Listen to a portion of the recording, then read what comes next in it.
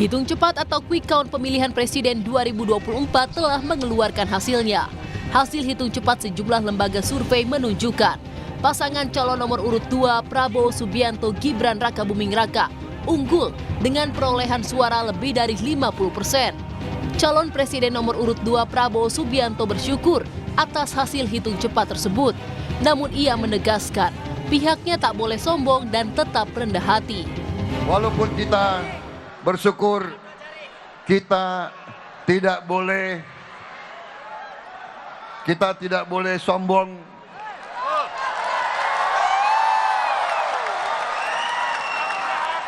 Kita tidak boleh jumawa. Kita tidak boleh euforia. Kita tetap harus rendah hati.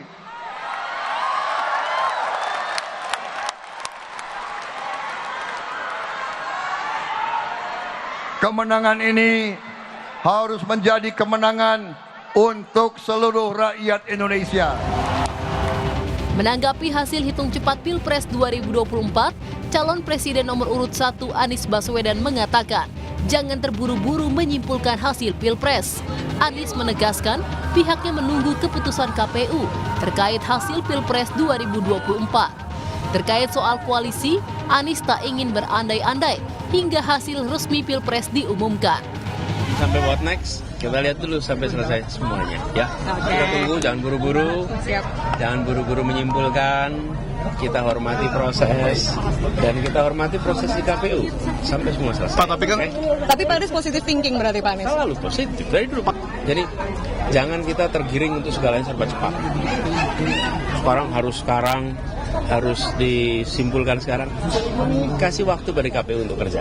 Jangan kita tergiring untuk harus segalanya cepat sekarang. Kita tunggu sampai KPU tuntas. Sementara calon presiden nomor urut 3 Ganjar Pranowo mengaku tak yakin dengan hasil hitung cepat dan masih menunggu hasil resmi dari KPU terkait penghitungan suara Pilpres 2024. Ganjar menyebut tidak ada perjuangan yang sia-sia. Ganjar menambahkan, semua pendukungnya masih semangat untuk menunggu dan ikut menghitung hasil Pilpres 2024. Dari seluruh saksi, dari partai, mereka sekarang lagi bekerja dan tidak ada perjuangan yang sia-sia dan tentu saja semua masih semangat dan kita juga semangat. Tadi saya dikasih informasi dari seluruh Indonesia dari hasil-hasil yang ada dan sekarang lagi diakumulasikan nantinya di partai, wabil khusus yang di PDI Perjuangan, maka kita tunggu saja nanti yang sifatnya teknis kawan-kawan TPN yang sedang menyiapkan. Hitung cepat atau quick count dilakukan oleh sejumlah lembaga hitung cepat dengan menggunakan metode verifikasi hasil pemilu dengan menghitung presentasi hasil penghitungan suara pemilu di TPS yang dijadikan sampel. Hitung cepat memberikan gambaran dan akurasi yang lebih tinggi karena menghitung hasil pemilu langsung dari TPS target, bukan dari persepsi atau pengakuan responden. Meski demikian, kepastian hasil Pilpres 2024 masih harus menunggu hasil resmi yang dikeluarkan oleh KPU. Tim Liputan Kompas TV.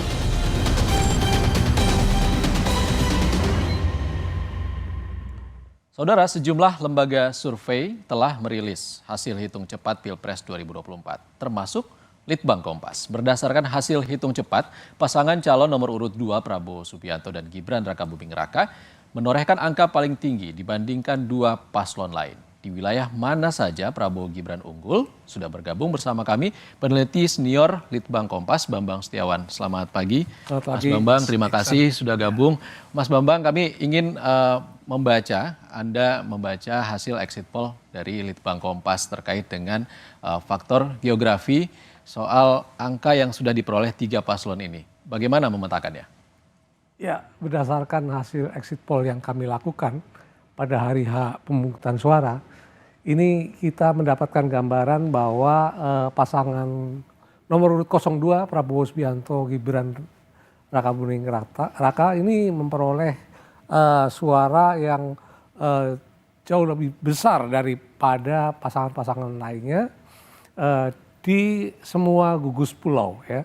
Kalau kita lihat di Pulau Sumatera misalnya, perolehan Prabowo Gibran mencapai 54,8%. Lalu di Sulawesi, bahkan Sulawesi, Maluku hingga Kalimantan itu perolehannya di atas 60%, gitu ya. Sedangkan di Jawa yang merupakan wilayah paling penting untuk pemilu ini, karena jumlah pemilihnya mencapai 56%, ini Prabowo Gibran juga unggul dengan 52,1%. Ya. Dan juga wilayah lain yang punya keunikan sendiri biasanya, karena di sana kekuatan PDIP itu sangat dominan. Ini juga berhasil dikuasai oleh Prabowo Gibran dengan 51,6%. Bali dan Nusa Tenggara biasanya dikuasai oleh PDIP dan juga capresnya begitu ya Mas Bambang ya. Ya, Tapi betul. yang terjadi tahun ini berbeda. Ini juga terjadi di Jawa Tengah ya Mas?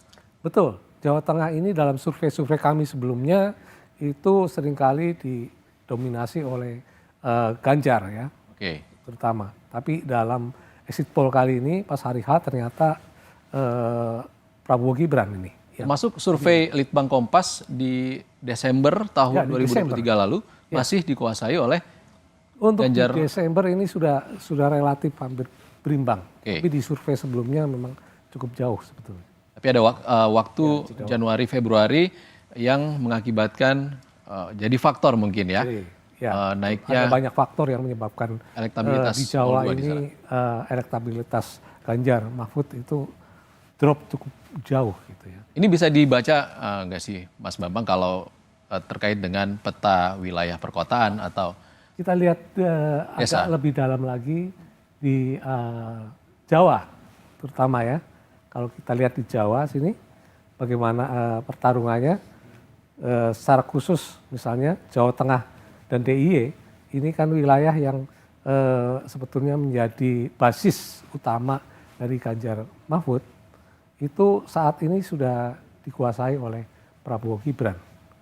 Nah, sedangkan perolehan dari Ganjar Mahfud di Jawa Tengah ini relatif sama persis dengan survei pada bulan Desember lalu, 30,6%. Jadi relatif Ganjar Mahfud sebenarnya tidak ada perubahan ya, di Jawa selama sebulan, 2 bulan ini. Tetapi yang kemudian menjadi lebih masif mendapatkan suara besar ini adalah Prabowo Gibran. Jadi ini berhasil mengambil ceruk-ceruk lainnya, terutama untuk dari mereka yang waktu itu belum menentukan pilihan. swing voters. Ceruk suara pemilih bimbang, pemilih ragu yang di ragu. Jawa Timur inilah yang diambil Jawa oleh Tengah dan juga Jawa Tengah. relatif hampir sama di semua wilayah itu pada akhirnya mengarah ke 02. Oke. Kalau untuk Jawa Barat seperti apa, Mas Bambang? Ya, Jawa Barat ini kan salah satu pemilih tertinggi di betul. Indonesia. Jawa Barat ini memang sebetulnya dari awal sudah menjadi wilayah yang dikuasai oleh Prabowo Gibran gitu ya. Jadi tidak heran kalau ini juga dimenangkan oleh pasangan 02 ini. Nah, yang juga unik di sini adalah Jakarta. Di Jakarta itu dalam survei kami di Desember itu Anies masih unggul di situ. Anies unggul dari Prabowo Gibran. Dari Prabowo Gibran ya. Dan tentu saja di Ganjar sekarang Mahfud. kita lihat perolehan yang saat ini Prabowo Gibran di atas dari pasangan Anies Muhaimin. Dan pada survei Litbang Kompas Desember tahun lalu 2023 akhir posisi dari Anies Muhaimin masih unggul di Jakarta. Masih unggul di Jakarta waktu itu. Masih unggul tipis ya. Sekarang ini yang lebih unggul pasangan Prabowo Subianto. Oke. Dan itu apa yang diambil oleh pasangan Prabowo Gibran di ceruk suara Jakarta? Ini kan sebenarnya diungguli oleh Anies Muhaimin selama ini. Relatif sebetulnya mengambil dari masa yang bimbang gitu. Masa yang bimbang. Saat itu jadi lebih pasti sekarang ini. Persentase masa yang bimbang cukup besar saat itu. Kalau bulan Desember kan 28% itu. Kalau sekarang ini sekitaran 12%. Pemilu berlangsung. Artinya tinggal 12% suara. 12% itu sebetulnya karena ini udah pemilu, jadi cenderung mereka yang merahasiakan pilihannya tadi. Merahasiakan pilihannya, bukan bimbang lagi. Gitu Bukan ya? bimbang lagi. Tidak memberikan keterangan kepada Tidak memberikan keterangan. survei exit poll. Oke, Mas Bambang, ini terkait angka yang sangat unik gitu ya. Kalau kita bisa membaca alasannya atau faktornya apa saja sih sebenarnya? Ya ini perubahan yang luar biasa ya, masif ya. Mungkin banyak juga yang tidak menyangka bahwa hasilnya akan begitu tinggi untuk pasangan Prabowo Gibran. Tapi tentu saja ada dinamika politik yang turut berpengaruh ya di sini. Terutama kalau kita lihat lebih jauh misalnya kita kaitkan dengan faktor Jokowi atau Jokowi efek di sini ya. Di sini mereka yang puas ya terhadap pemerintahan Jokowi itu cenderung menjatuhkan pilihannya ke Prabowo Gibran. Ini angkanya yang muncul sekarang ini sampai 62,6%. Ya. Jadi mereka yang puas cenderung menjatuhkan pilihannya kepada 02. Ini angka ini berbeda sangat signifikan dari bulan Desember, survei kami bulan Desember tahun lalu. Di mana angkanya masih di kisaran 40-an. 40% mereka yang puas terhadap kinerja pemerintahan Jokowi itu memang sudah mendukung Prabowo Gibran. Tetapi pada hari H pemilu naiknya makin tajam lagi.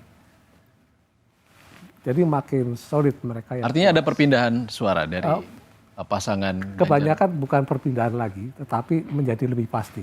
Orang yang bimbang tadinya, apakah saya memilih 02 atau 03, kebanyakan itu yang bimbang di antara itu. Lalu pas hari H, mereka yang bimbang menetapkan pilihan kebanyakan ke 02. Itu kalau hasil dari periode November Desember dengan hasil yang dipublikasi oleh Litbang Kompas pada Desember. Lalu sepanjang awal tahun ini, Januari Februari masa kampanye, apalagi kampanye akbar, itu yang menjadikan ada perubahan yang sangat signifikan, Mas Bambang. Ya itu salah satu saja, hal-hal lain tentu didukung oleh masifnya pergerakan Prabowo Gibran ini baik oleh mesin mereka sendiri di berbagai wilayah, ya, terutama di Jawa dan kita lihat juga sangat intensif itu di Jawa Tengah. Itu juga didukung oleh tentu kita bisa secara kasat mata melihat bagaimana Bapak Presiden Jokowi seringkali turun lapangan di Jawa Tengah misalnya kan pada minggu-minggu terakhir ini. Itu tentu memiliki pengaruh yang sangat besar pada akhirnya mereka lebih memilih 02. Tetapi juga kita lihat di tengah pergerakan mesin 02 yang masif di lapangan, sayangnya memang kita lihat itu tidak terjadi di mesin partai ya. Dan juga mesin-mesin pasangan lain ya. Gitu. Seperti yang tadi disampaikan oleh Ketua DPC Solo juga. Karena saya kan tidak jalan turun lapangan juga memantau selain kuantitatif ini kita juga kualitatif melakukan studi geopolitik itu kita bisa melihat seperti betapa sepinya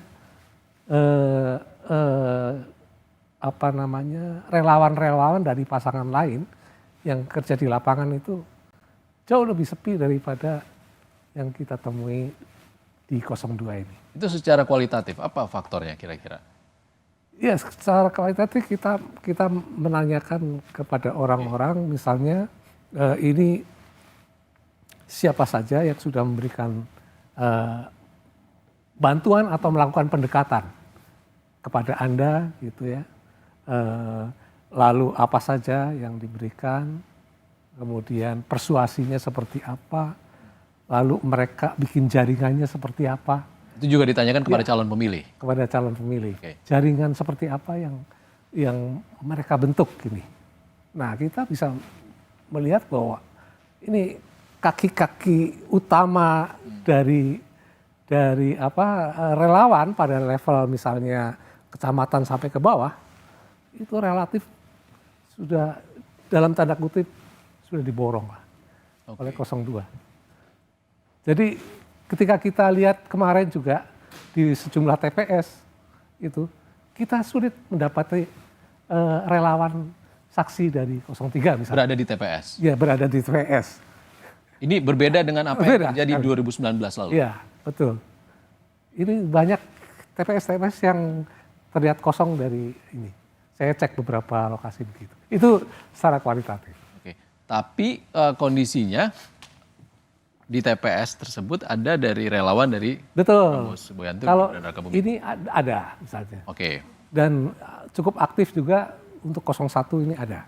Tapi sayangnya memang terjadi kelangkaan itu untuk relawan 03 yang ada di sebagai saksi di TPS. Oke. Kalau Mas Bambang terkait suara tingkat kepuasan mereka yang puas dengan kinerja Jokowi tadi cukup tinggi untuk pasangan Prabowo Gibran. Ya. Kalau yang tidak tahu terkait dengan kepuasannya terhadap kinerja pemerintahan Jokowi ini juga masih dikuasai oleh Prabowo Gibran. Prabowo Gibran itu begitu. Betul. Nah, agak berbeda situasi buat mereka yang tidak puas di sini. Mereka yang tidak puas memang lebih mengarahkan dukungannya ke pasangan 01 Anies Muhaimin di sana. Jadi hal ini memperlihatkan bahwa pemilih memang berbeda secara diametrikal antara mereka yang puas dengan kinerja Jokowi dengan yang tidak puas. Yang tidak puas cenderung memang terkonsentrasi pada sosok Anies Muhaimin. Sementara yang puas memang makin terkonsentrasi di sosok Prabowo Gibran. Dan ini ada kenaikan terkait mereka yang tidak puas? Yang tidak puas naik. Ya. Baik. Mas Bambang, kalau kita kan tahu ya kalau pemilih terbanyak tahun ini adalah mereka yang berusia dari generasi milenial. Itu kita bisa lihat ini dari Gen Z. Soal demografi pemilih ya, generasi. Nah kita lihat di sini betapa masifnya ya generasi Z ini yang berusia di bawah 26 tahun. Tahun ini menjatuhkan pilihannya kepada Prabowo Gibran. Itu angkanya sampai 65,9. Padahal di Desember itu masih berkisar di sekitar 50-an lah. Jadi ada kenaikan sekitar 15%. Baik. Lalu sebetulnya juga ini mencerminkan bahwa Prabowo Gibran didukung juga oleh generasi-generasi lain di atasnya. Gitu ya. Hanya memang makin muda generasi itu makin banyak yang memilih Prabowo Gibran. Dan ini semuanya rata ya Mas ya, ada kenaikan relatif rata dari angka pada Desember. Yang terjadi sebaliknya untuk Anies Muhaimin semakin tua generasi dia makin banyak dapat dukungan dari kalangan yang lebih tua gitu. Ya, kembali lagi kita tegaskan kalau hasil exit poll ini bukan hasil dan tidak mempengaruhi hasil resmi yang akan disampaikan oleh KPU. Hanya sebagai pengawasan demokrasi. Pengawasan demokrasi dan juga gambaran untuk publik sementara untuk publik bagaimana hasil pemilu 2024 ini. Baik, terima kasih Mas Bambang sudah bergabung bersama kami di laporan khusus hari ini. Terima kasih.